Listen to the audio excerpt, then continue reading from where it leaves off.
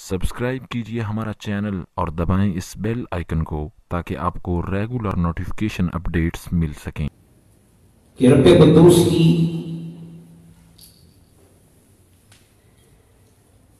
تخلیق کے شاہکاروں میں سے ایک عظیم شاہکار عقل ہے،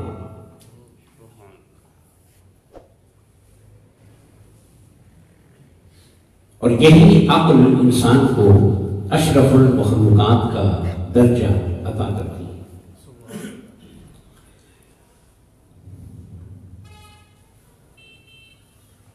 اور اسی عقل کی وجہ سے انسان غیب کی دنیا کی سیر کرتا ہے،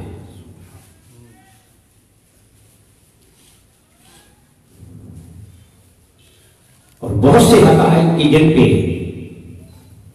پردہ پڑا ہوتا ہے، چھپے ہوئے ہوتے ہیں، حواس وہاں تک نہیں پہنچتے، اور ظاہری مشاہدہ جن کا ادراک نہیں کر سکتا۔ تو اللہ پاک نے انسان کو عقل کی شکل میں وہ صلاحیت دی ہے کہ جس کی وجہ سے انسان ان پردوں کو ہٹا دیتا ہے، اور وہ چھپی ہوئی حقیقتیں انسان کے مشاہدے میں اور انسان کے ادراک میں آتی ہیں اور انسان کے علم کا حصہ بن جاتی ہے۔ یہ سارا کرشمہ عقل کا ہے جو اللہ پاک نے انسان کو عطا فرمائی۔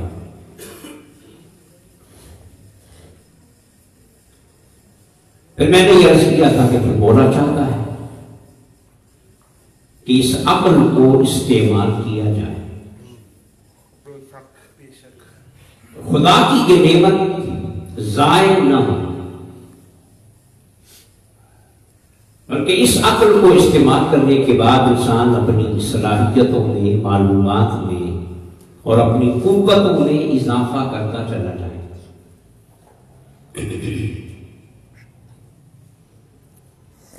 اور یہ بھی میں نے عرض کیا تھا کہ جب انسان عقل سے کام لیتا ہے تو اس کا علم بڑھتا ہے، اس کا اور وہ حدیث پاک بھی میں نے پیش کی کہ ایک لمحے کے لیے غور کرنا، حضور کی حدیث ہے، ایک لمحے کے لیے غور کرنا 70 برس کی عبادت سے اعلیٰ ہے۔ اب غور کس کے ذریعے ہوگا؟ تو اللہ پاک نے عقل کے استعمال کو اور علم کے بڑھانے کے عمل کو اور غور و فکر کے عمل کو اللہ پاک نے عبادت پہ فوقیت دی ہے۔ عبادت پہ اس کی بھی ایک بنیادی وجہ ہے کہ اللہ پاک نے علم کو عبادت پر اور شیطان اور فرشتے کی جن کے پاس عبادت تھی، کیا تھی؟ اور عبادت بھی تھوڑی سی نہیں، معمولی سی نہیں، خربوں کے حساب سے۔ اور آدم کے پاس عبادت نام کی ابھی کوئی شے نہ تھی، مگر کیا تھا؟ دیا کسی نے؟ اور جس آدم کے پاس علم تھا، اللہ نے فرشتوں کو حکم دیا سجدہ کرنے والوں کو عبادت کرنے اور ہر وقت تسبیح اور تقدیس میں مشغول رہنے والی اس نوری مخلوق کو حکم دیا کہ اس علم والے آدم کے سامنے سجدے میں گر جاؤ۔ اس کا معنی یہ ہے کہ مولا نے صرف بات ہی نہیں کی، عمل کر کے دکھوایا اور پوری کائنات کو بتا دیا کہ سجدہ ہمیشہ کس کو کیا جائے گا؟ بولی عقل والا، علم والا، اس کو برتری حاصل ہوگی، غلبہ اس کے پاس ہوگا، اقتدار اس کے پاس ہوگا، نعمتیں اس کی جھولی میں ہوگی، اللہ کی رضا اس کے کے مقدر میں ہوگی کہ جو کس راستے پہ چلے گا، علم کے راستے. اور یاد رکھیں ایک آیت میں پڑھنے لگا ہوں، اللہ پاک نے اس عقل کو کتنی اہمیت دی. 14ویں پارے کی آیت ہے، مولا فرماتا ہے کہ ہم نے یہ جانور پیدا کیے، گھوڑے ہیں، خچر ہیں، اونٹ ہیں، یہ تمہاری سواریاں بھی ہیں اور تمہاری زینت بھی ہے. یہ تمہاری زینت. آگے مولا فرماتا ہے یہ تو ہم نے پیدا کر دیے. اب قرآن کہہ رہا ہے 1400 سال پہلے فرما رہا ہے وَيَخْلُقُ مَا لَا تَعْلَمُونَ. مولا فرماتا ہے کہ میں وہ سواریاں بھی پیدا کروں گا جو تم ابھی نہیں جانتے، جو تم ابھی نہیں جانتے. میں وہ سواریاں بھی پیدا کروں گا.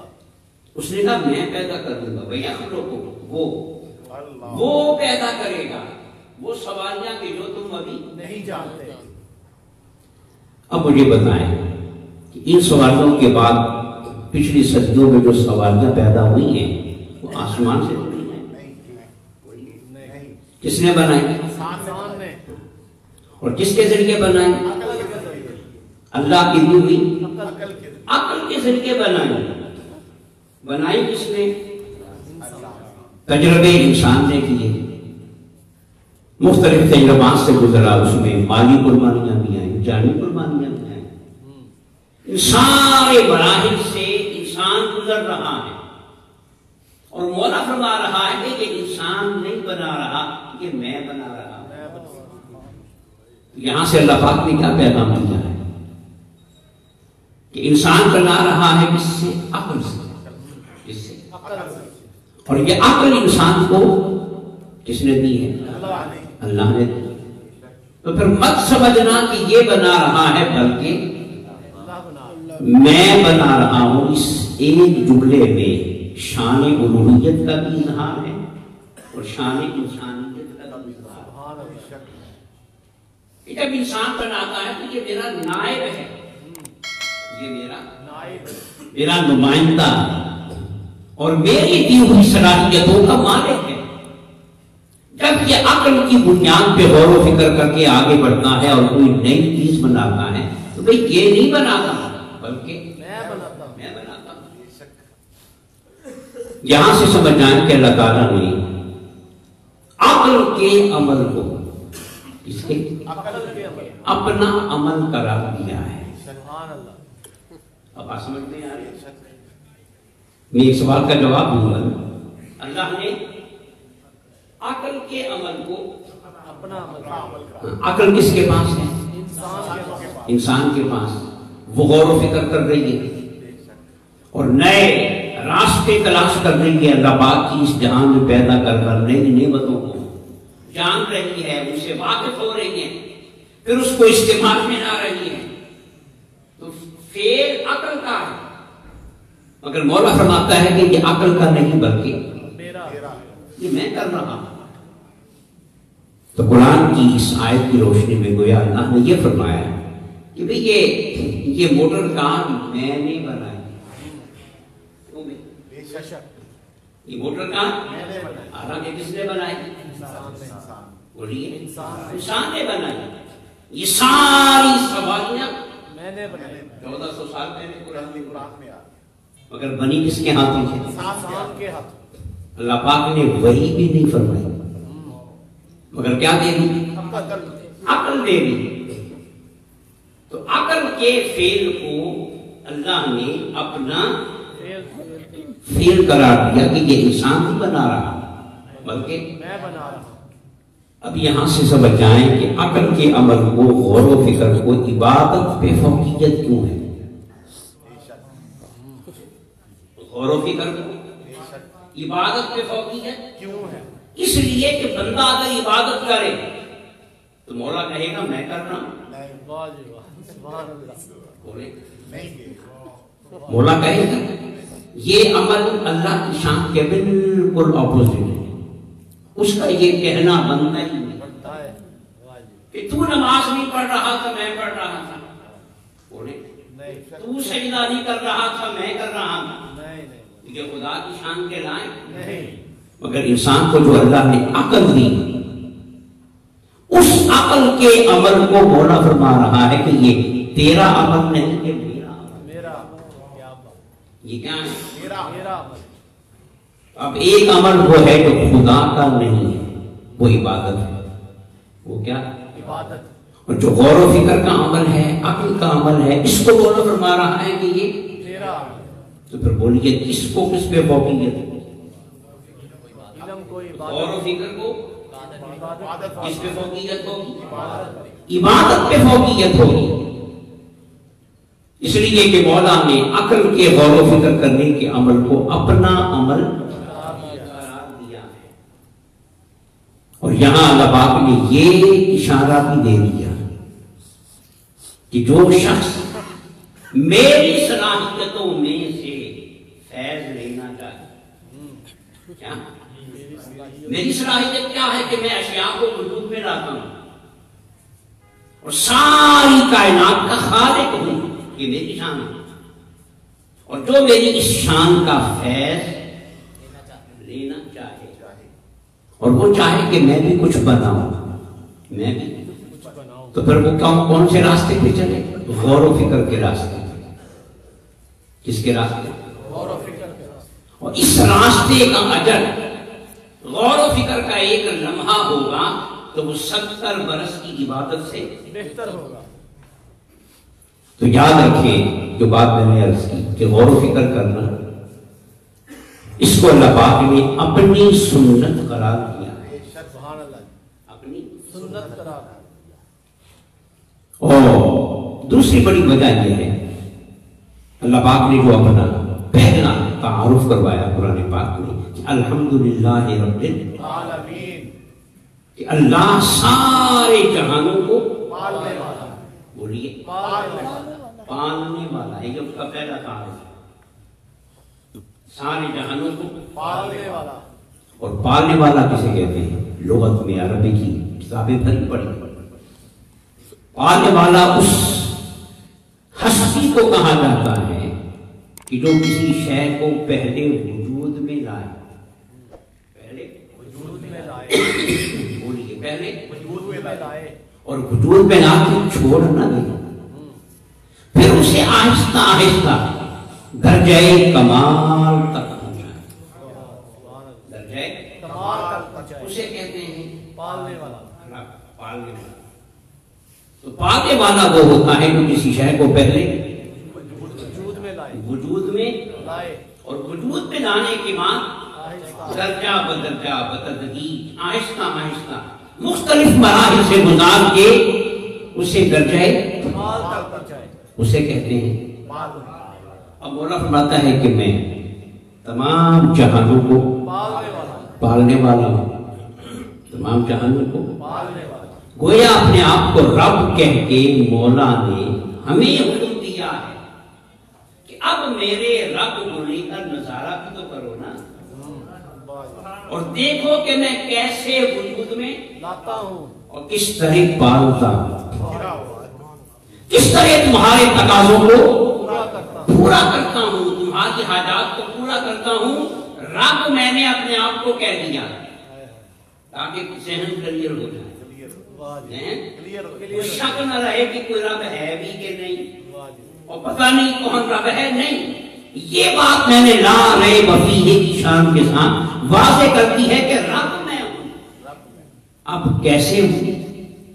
اب کیسے ہوں؟ اس کو جاننے کے لیے میں نے کیا دیا؟ عقل، عقل دی۔ اپنے رب ہونے کو بتانے کے لیے وحی بھی ہے، بات سمجھ رہے ہیں؟ وحی اور عقل، اپنے رب ہونے کو بتانے کے لیے کہ رب میں ہوں، کوئی اور نہیں، یہ میں نے کس کے ذریعے بتایا؟ وحی کے ذریعے۔ کس کے ذریعے؟ وہی کے ذریعے، اپنا کلام بتایا اور نبی کی زبان سے اس کا اظہار کیا۔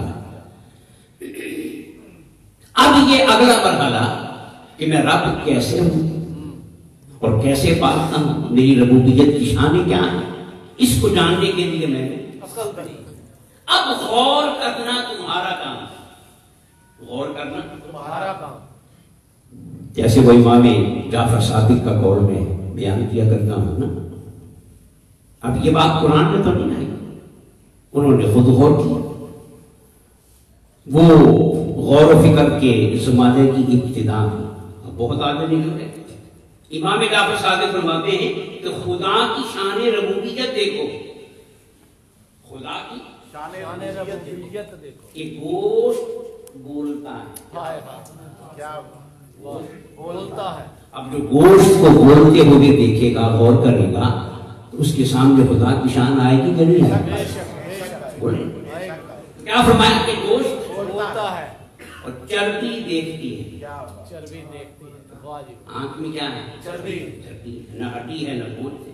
واہ جی. تو فرمایا کہ خدا کی قدرت ہے، یہ اس کی شان ربوبیت ہے کہ گوشت بولتا ہے، چربی دیکھتی ہے. اور ہڈیاں سنتی ہیں. ہائے سبحان اللہ جی. کانوں میں کیا ہے؟ ہڈیاں نہ گوشت ہے نہ چربی ہے نہ کوئی اور شے ہے. کیا ہے؟ ہڈیاں. نرم نرم ہڈیاں ہیں. تو گوشت کو بنا دیا جو اس کی شان ربوبیت ہے.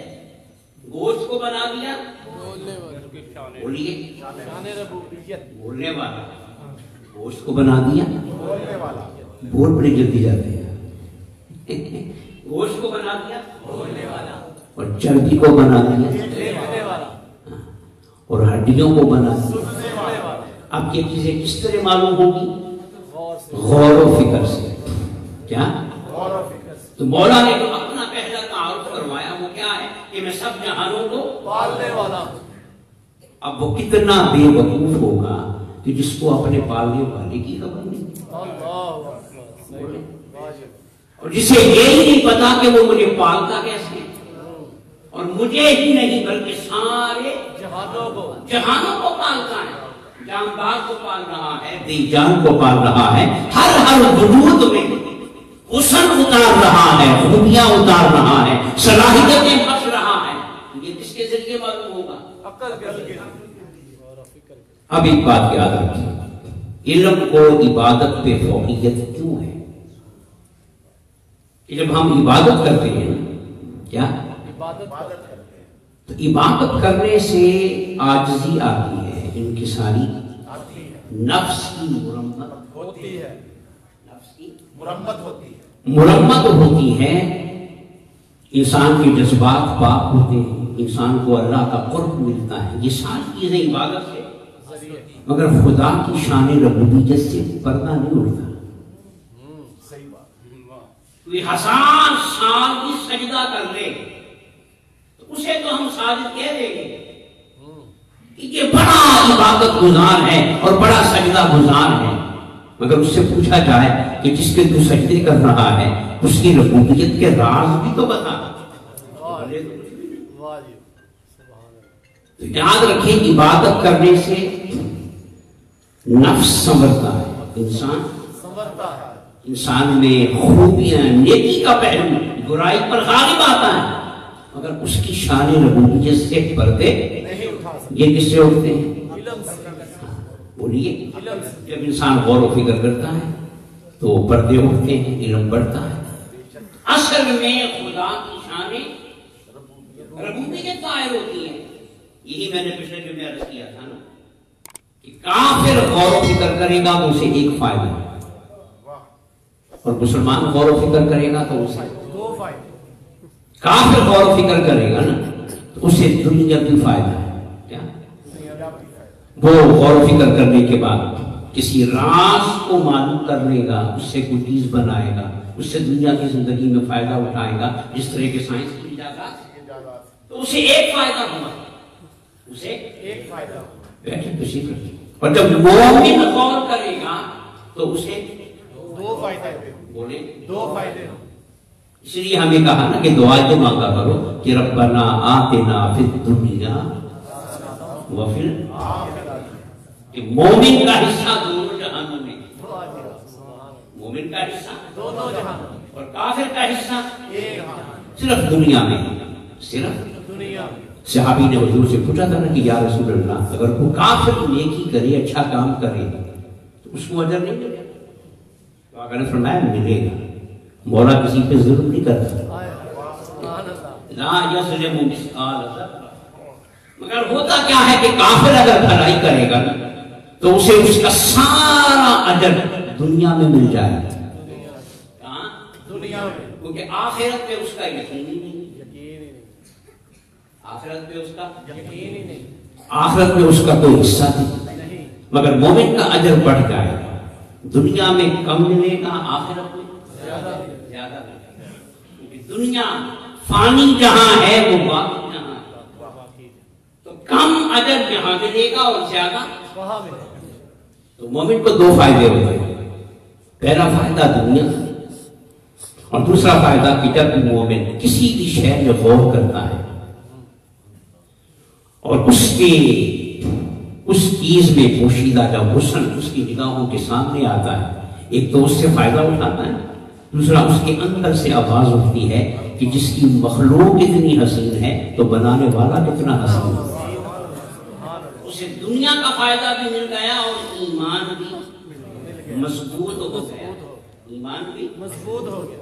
تو یاد رکھیں عبادت میں صرف عبادت ہے, صرف عبادت اور غور و فکر میں دنیا کا فائدہ بھی ہے اور آخرت کا. اور بولیے آخرت کا فائدہ بھی ہے. تو اللہ پاک نے دو چیزیں دے دی, ایک وحی اور ایک عقل. فرمایا عقل. یہ غور و فکر بے لگام ہو کے نہیں کرنا, وحی میں کرنا ہے. کس میں کرنا ہے؟ بے لگام ہو کے کرو گے تو پھر خود بھی بے لگام ہو جاؤ گے, گمراہ ہو جاؤ گے نا. اور اگر وحی میں کرو گے, آقا نے فرمایا کہ کبھی بھی خدا کی ذات میں غور نہ کرنا. اب یہ وحی کے حالات, وحی کی کہ غور کرنا ہے, عقل کو استعمال کرنا مگر کبھی خدا کی ذات میں غور. نہیں. جب بھی غور کرو تو مخلوق میں کرو. مخلوق میں. واہ. اب یہ شریعت نے وحی نے کیا بنا دی؟ حد. کیونکہ اگر خدا کی ذات میں غور کرو گے نا تو وہ عقل میں آئے گی نہیں. وہ عقل میں آئے گی نہیں. انکار کر بیٹھو, خدا کا انکار کر, گمراہ ہو جاؤ گے, ذلیل ہو جاؤ گے, ایمان سے معلوم ہو جاؤ گے. تو کبھی اس کی ذات میں غور نہیں کرنا. نہیں کرنا. ہاں اسے اگر اس میں بھی چلو غور کرنے کا دل چاہے نا تو ادھر نہ جانا, مجھے دیکھ تسلی ہو جائے گی. کیا تسلی ہو جائے گی. تسلی ہو جائے گی. ہو جائے گی, سکون مل جائے گا. وہ جو میں نے اقبال کا شعر پڑھا تھا کہ تیری نگاہیں ناس سے دونوں مراد, عقل غیاب و جستجو, عشق حضور و اشتراک. شریعت نے حق مقرر کر دی کہ غور و فکر کرنا ہے مگر خدا میں نہیں, بلکہ مخلوق میں. مخلوق میں کرنا ہے. اس لیے کہ خدا میں غور کرو گے تو ناکام ہو جاؤ گے, انکار کر بیٹھو. مخلوق پہ غور کرو گے تو خدا پہ ایمان بڑھتا چلا جائے. اس لیے اللہ پاک نے عقل کے عمل کو, غور و فکر کے عمل کو بولیے عبادت پہ فوقیت دی. اس لیے ایک جملہ یاد رکھیے گا کہ حضور کی زندگی میں کوئی کافر بھی حضور کی عبادت کو دیکھ کر مسلمان نہیں ہوا. حضور کی کوئی حضور کی تہجد سے متاثر ہوا ہو, کوئی حضور کی کثرت سجود سے متاثر ہوا ہو اور اس نے متاثر ہو کے کلمہ پڑھ لیا ہو, نہیں, ایک بھی نہیں ہے. متاثر کس سے ہوا؟ دو چیزیں تھیں, یا حضور کا علم, یا حضور کا اخلاق. یہ دو چیزیں تھیں کہ جو حضور کی ذات میں بھی تھیں اور صحابہ کی ذات میں بھی تھیں. بات سمجھ میں آئی؟ دو چیزیں, ایک علم اور دوسرا اخلاق. یا تو کسی نے حضور سے کوئی بات پوچھی, حضور نے بتا دی, فوراً بتا دی, تو وہ حضور کے علم سے متاثر ہو کے کلمہ پڑھ گئے, مسلمان ہو.